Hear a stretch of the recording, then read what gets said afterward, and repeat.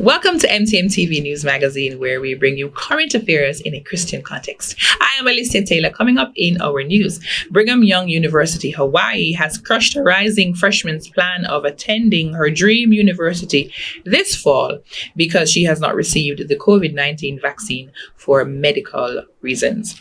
Olivia Sander always dreamed of attending Brigham Young University, Hawaii. That was until the school mandated that students receive the COVID-19 vaccine. However, she fears a life-threatening medical condition could make it dangerous for her to do so. The 18-year-old shared her story on both Instagram and TikTok as more people have come forward, including many more unvaccinated students at the private institution operated by the Church of Jesus Christ of Latter-day Saints. Sander was diagnosed with the autoimmune disorder Guillain-Barré syndrome, GBS, in February 2019, which she says was caused by another vaccine. GBS caused the healthy teenager and dancer to become paralyzed from the waist down for over a month, leading her to believe she would never walk again. Sander was healed of her paralysis from GBS as she laid in a hospital bed thanks to what she considers an act of God. However, she says that because of her condition, she is not able to be vaccinated because it could cause permanent paralysis and possibly death if it is spread to her body. This is not a choice for me, she maintains. When BYU Hawaii announced the mandatory vaccination for all students in June, Sander met with her board of medical providers to write a medical exemption form, only to be denied the exemption weeks later. How? Why? Was this a joke? She said, I was devastated, to say the least. This is obviously something I don't want to mess around with, she said. So with that being said, me and my family took that response and went to a higher authority. Sander and her family got in touch with the president of BYU Hawaii, who said her case would be reviewed by the medical board. Her case for the vaccine medical exemption was denied once again. Sander reportedly lost $200,000 in scholarships just to attend BYU Hawaii after Sander's statements racked up over 160,000 likes on TikTok and over 30,000 likes on Instagram. BYU Hawaii shared a post on Instagram saying that questions and comments concerning the COVID-19 vaccination policy should be directed toward the school to help mainstream communication in light of recent events on social media. The Christian Post reached out to BYU Hawaii for a comment regarding Sander's case, and a response is still pending. The conservative student organization Turning Point USA shared Sander's story and the stories of others at BYU Hawaii who are unable to attend the university because of their vaccination status. The organization calls the school's policy anti-science and anti-student.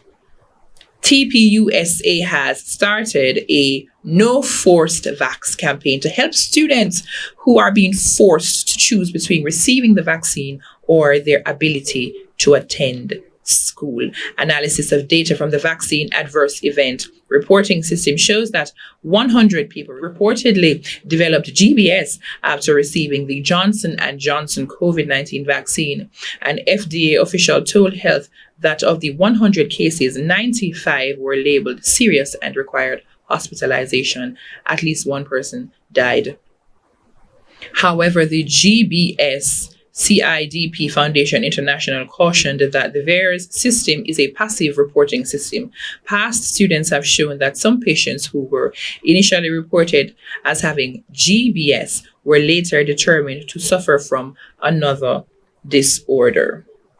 At this time, the FDA states there is not enough information to establish a causal relationship between the J&J vaccine and cases of GBS, the foundation warned. No data exists to advise patients who have had GBS in the past to avoid the COVID-19 vaccines, including the J&J vaccines, and the foundation adds. If a patient has received any of the vaccines and developed symptoms of weakness, numbness, or gait difficulty, he or she should seek immediate care. Dr. Robert Malone, a pioneer from mRNA vaccine technology, has cautioned adolescents about being vaccinated, as many public and private universities are mandating vaccines for the next school year. Reports have emerged linking the vaccine to heart inflammation and other health problems. Malone appeared on Fox News' Tucker Carlson Tonight last month to discuss his concerns about the vaccine for those who are not as high of a risk for COVID-19 like children and young adults. One of my concerns is that the government is not being transparent about what those risks are, Malone said on the show, and so I am of the opinion that people have the right to decide whether to accept vaccines or not, especially since these are experimental vaccines. People do not decide to become extraordinary. They decide to accomplish extraordinary things. Bad things do happen in the world, like war, natural disasters, disease. But out of those situations, always arises stories of ordinary people doing extraordinary things. A few years ago, Lydia was walking down the road with her son and two nephews in tow when one of her nephews mentioned that there was an animal behind them. Lydia whirled around to discover a 700-pound polar bear standing a few meters away. Rather than following normal instincts and running away, Lydia ran towards the bear, yelling in an effort to protect her family. The polar bear attacked Lydia, but she managed to escape the ordeal with only minor injuries. When a fellow villager came to her rescue, nothing comes between a mama and her cubs. Ordinary people doing extraordinary things. And that's it for the news today. Coming up, we have Legally Speaking with Petrina Williams, church girls and church boys problems with Samantha Thompson and Andre Thompson. We have Dr. Carr with health and wellness, and of course, Sheena Hansen with our thought for the day. Stay tuned.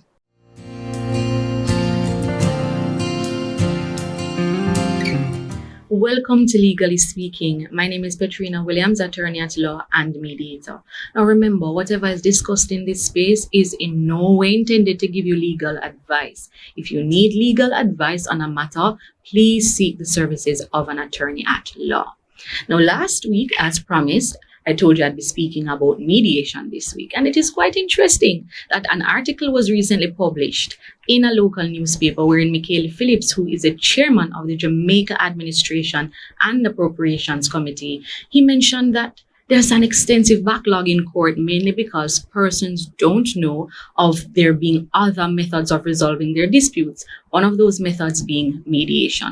But don't worry, I'll just walk you through all of that today. What mediation is, benefits of mediation, role of a mediator, and just to give you an idea of what a mediation session is. So what is mediation? Now, mediation is a dispute resolution process whereby parties only, or parties or their attorney at law, appear before a neutral third party who is known as a mediator. The role of the mediator is to just guide and to facilitate discussions between the parties for them to come to an amicable resolution to their problem. The benefits of mediation, it is less time consuming. Whereas you go through the court and you initiate a claim today and you decide that you want to go straight through to a trial, it is highly likely that you'll get a trial date in about 2026 or 2027, and that is not guaranteed. It may be longer. Now, a mediation session, the minimum amount of numbers would be like 3 hours, and you get in, you'd have your discussions and you come to an agreement, and that's it. Now, 3 hours is not the end all, because there may be sessions that may go longer, and this is dependent on factors such as the number of parties or the complexity of the issues. But it is less time consuming than if it is that you're to bring your matter through the court. It is also less expensive. Less legal fees. Remember, when you go to court, you have to be paying your attorney at law for every court appearance. For mediation, you go in and you do your session. Now, Dispute Resolution Foundation, if you do mediation through that entity, there's a small fee. And if it is that you go through restorative justice system, then it is free, right? Thirdly, the parties come to their own resolution to the problem. Whereas if you go before a judge, the judge say, hey, this is my ruling, and you have to take it or leave it. Yeah. Yes, you have the option of appealing the matter, but that is again another extensive amount of time to go through court. And the judges, they don't know the issues. They just make a decision based on what is in front of them. Whereas you and the person who you have the dispute with, you sit down and you talk it out and you come to whatever agreement you want on your own terms. And finally, and this is the benefit that I believe in the most, and why it is that I push mediation for the parties. The mediation session maintains relationships. It preserves the relationships. Yeah. So I'm going to walk you through what the mediation process entails. So we usually start with an introduction. The mediator will introduce him or herself to the parties, and the parties will do likewise. Now, if it is that it is found that the mediator knows one of the parties, it is best for that person, the mediator, to excuse themselves from the session, as mediator is all about neutrality. And you don't want one party to think that, because the mediator know this person, that they're going to be biased against this person. So it is best for them to excuse themselves, so the process of neutrality, or the natural nature of what mediation is about, that should take hold of what the session is.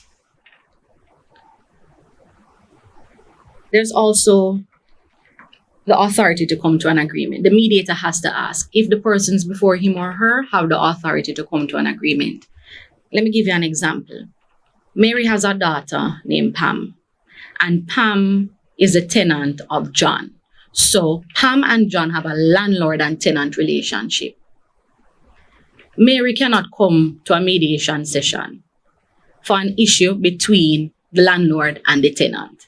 It would have to be Pam and John as landlord and tenant coming together to resolve whatever disputes they may have with their landlord and tenant relationship. The mediator will also explain what is mediation, and I mentioned that to you before. The role of the mediator, I mentioned that to you before. That is just to guide and facilitate the discussions, and also confidentiality. So mediation is totally confidential. What is discussed in mediation stays in mediation. It doesn't matter if your family or your community know about there being a problem between you and Mr. X.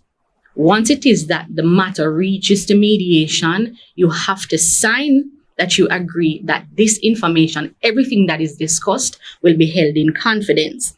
There's no recording of the proceedings, and you can't take notes. The mediator, however, will take notes, but at the end of the session, those notes will have to be ripped in your presence so you know that the confidentiality is maintained.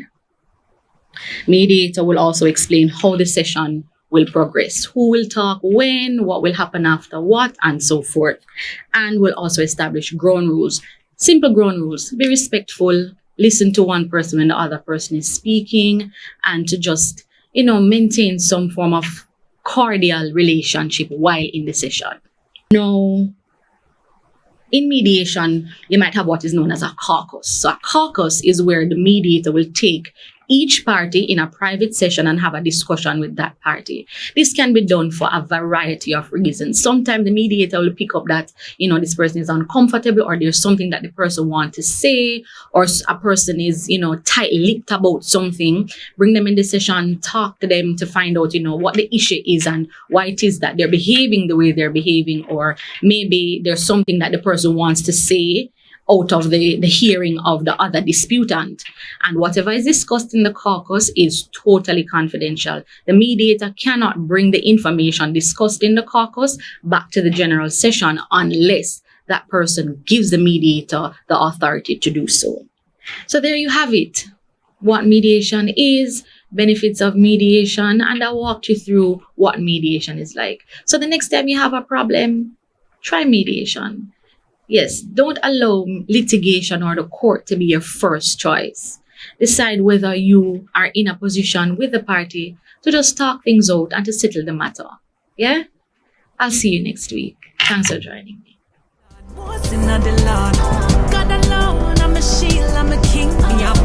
Hi everyone, and welcome to this week's episode of Church Girls and Church Boy Problems. And if you have a question, comment, or concern, feel free to send us an email at churchgirlsproblems@gmail.com and check out our social media handles on Instagram, Church Girls Problem, and on Facebook, Church Girls Problems. And for the men, you don't know, we still a weep on some of the messages. You can message me at Facebook at Andre Thompson _Young Dre, or you can go on Instagram at Dre_Day 926. Well, today, it's kind of like a marriage kind of vibe. Church boy, church girl, pastors, first lady problems. Yeah. And we just want to big up all the persons who have been sending in their comments and concerns. Thank you so much. And to our Facebook people, thank you so much for really commenting and just sharing. I appreciate it. And just spreading the news about church girls and church boys problems. And we are pushing up on IG now, because expect it, because we think I'm going to go large. Yes. So, definitely. Sammy, Yeah. what do we have today? What we have to start it? All right, so we're gonna start with church girls problems. So this All right. person says hashtag church girls problems. I want to get married, but these church guys are so sexual and fleshy. He has no problem with getting intimate before marriage. By the way, he's a minister. Yes. I said to him, aren't you concerned that your body and my body is the temple of the Lord? He said, God understands, and he is human. I'm so confused. So wait, I mustn't wait until marriage. Hashtag help.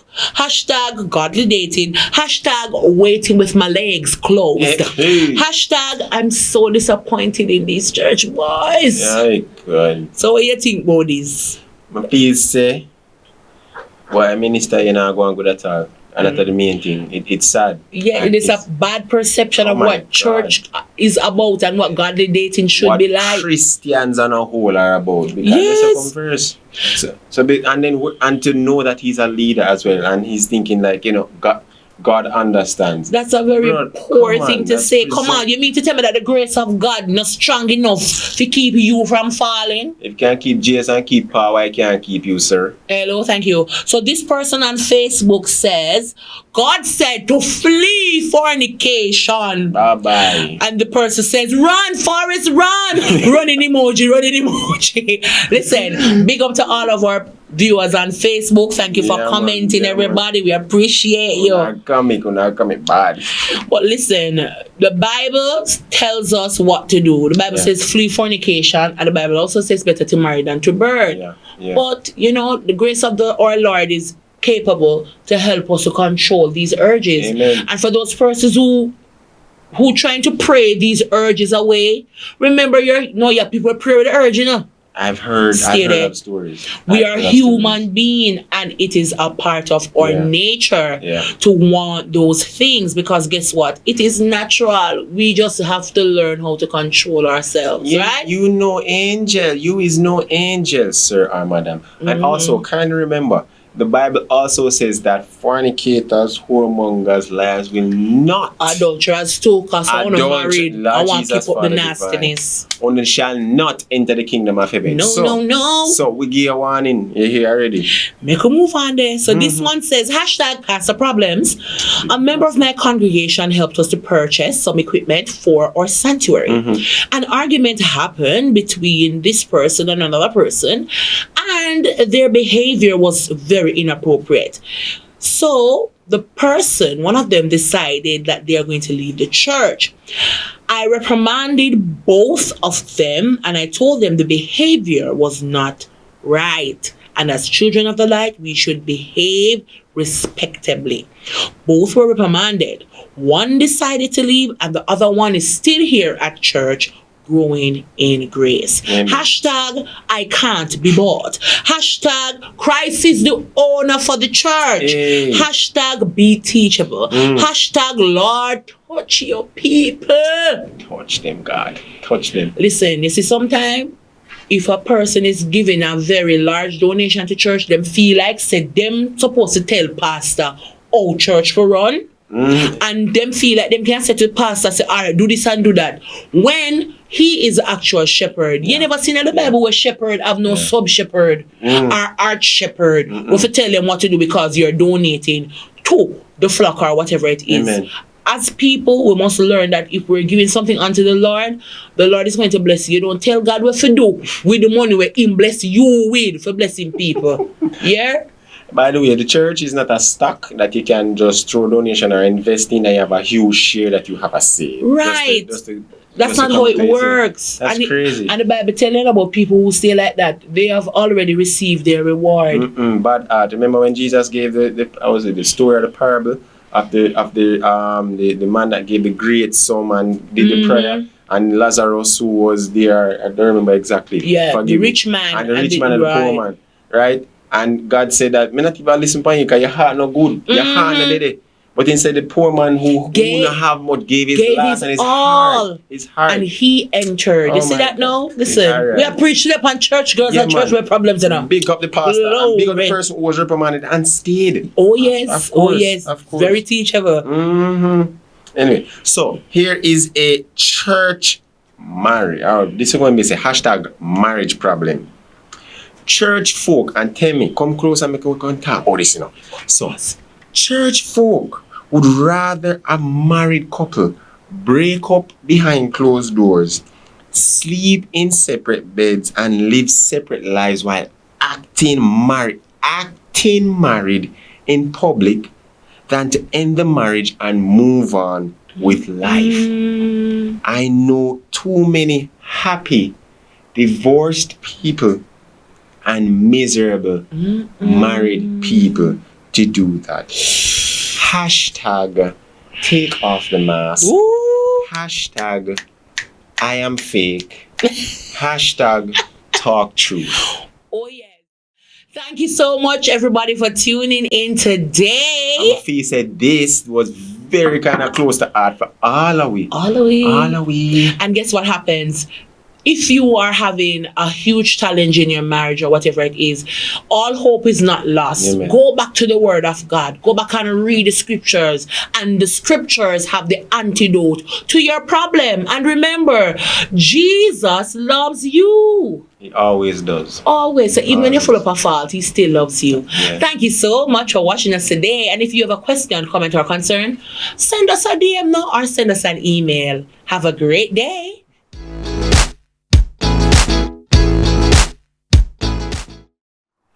Welcome to another health and wellness segment. Hi, I'm Dr. David Carr. Now, have you been feeling a burning sensation in your chest today? Well, you could have heartburn, or the medical term is called gastroesophageal reflux disease, or GERD. Now, let's talk more about it.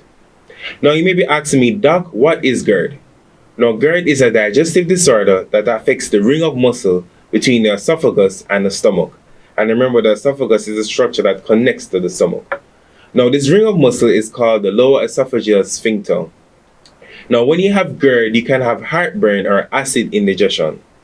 Now, the symptoms can be eased through diet and lifestyle choices, but if complications continue, you may need medication and in some cases surgery.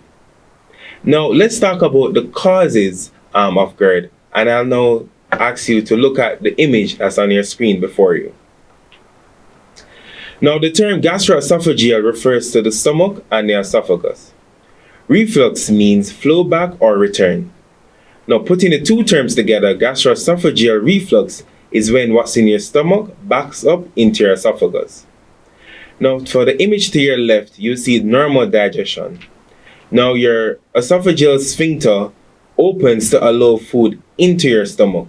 Then it closes to stop food and acidic stomach juices from flowing back into your esophagus. Now, if you look on the diagram to your right, GERD is when the esophageal sphincter is weak or relaxes when it shouldn't. This then allows the stomach contents to flow back up into the esophagus. Now, there are certain risk factors for GERD, which include being pregnant, being overweight or obese. Now, certain dietary and lifestyle choices may make GERD symptoms worse. Now, these include smoking, certain food and drinks such as chocolate, fatty food, coffee, and alcohol, large meals, eating too soon before bedtime, and certain medications such as aspirin. Now, the symptoms to look out for GERD, the most common one, as we mentioned earlier, is heartburn or acid indigestion. Now, some people may confuse heartburn symptoms with the pain you feel in heart disease or heart attack. Now, there are certain differences between the two.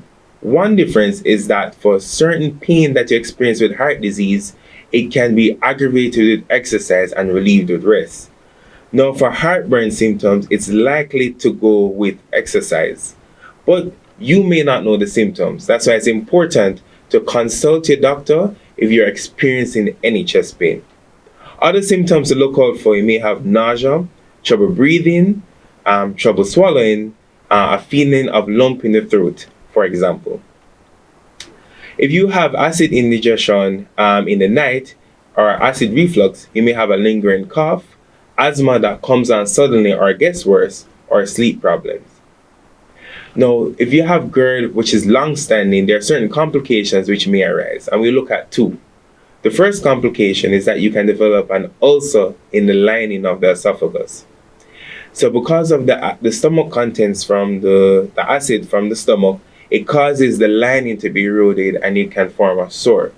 Now, this sore can be painful and can cause bleeding. It can also present with problems swallowing. Another complication, you can have esophageal stricture. Now, this is also caused by the stomach contents, the stomach acid, which forms scar tissue at the lower end of the esophagus. Now, continual buildup of this scar tissue causes the inside of the esophagus to become narrow, and this again can cause difficulty swallowing. Now, there's no need to fret because there's treatment and home remedies that you can do. The aim of the treatment of GERD is to cut down or lessen the damage to the lining of the esophagus from the reflux materials. Now, there are certain over-the-counter medications or prescriptions that a doctor can prescribe. The first one are antacids that can help to neutralize acid in the esophagus and stomach and stop heartburn. Also, your doctor can prescribe proton pump inhibitors, also known as acid pumps, and these drugs block a protein needed to make these stomach acids. Dietary and lifestyle changes are important, and I advise you to take on these advice if you're experiencing GERD. First is to avoid food and beverages that trigger GERD, such as fatty foods, caffeine, and alcoholic beverages. What these do, they relax the esophageal sphincter, which I spoke about before, so it's important to stay away from these if you're experiencing GERD. Also, eat smaller servings, eat at least 2 to 3 hours before bedtime, eat slowly, chew your food thoroughly, and stop smoking, because cigarette smoking is known to relax the lower esophageal sphincter. So it's important to stop smoking. Stay at a healthy weight to avoid becoming overweight or obese, because many people who are overweight find that they experience GERD symptoms more. And wear loose clothes, because clothes that squeeze your waist put pressure on your belly and on the lower part of the esophagus. If you're finding that you have a long-standing issue with GERD and it won't go away, you can visit my office at Clock Tower Plaza so we can discuss the way forward. Thank you for joining me for another segment of the Health and Wellness segment, where we continue to embark on the journey of obtaining, maintaining, and restoring good health.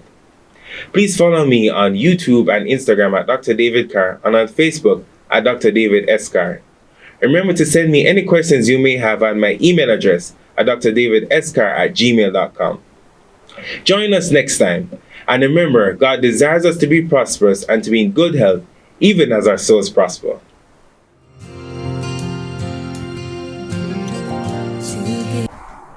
Hi, I am Sheena Lynn Hampson, and I am so happy to bring you your thought for today. Now, I want to encourage you, be careful of people that feed you to eat you. People that connect with you with the wrong goal, with the wrong ideas, and they use you, manipulate you, try to do all they can do to hurt you, to harm you. I want to say this, not every hand that stretches out to help is a helping hand. And I want to repeat that. Not every hand that stretched out to help is a helping hand. Some hands that you think is helping you up is actually helping you down. So I want to encourage you. Check your circle, check your surroundings, and be careful of people that feed you to eat you. Be careful of people that feed you to eat you. In this season, I'm praying for discernment for you, that you will be sensitive to the plots, the plans, and the schemes of the enemy. And no one will take the victory that God has for you. You are victorious. You're a winner and you're a star. God bless you and keep you and your families. And that's it for MTM TV's news magazine. On behalf of the team, do have yourself a wonderful week.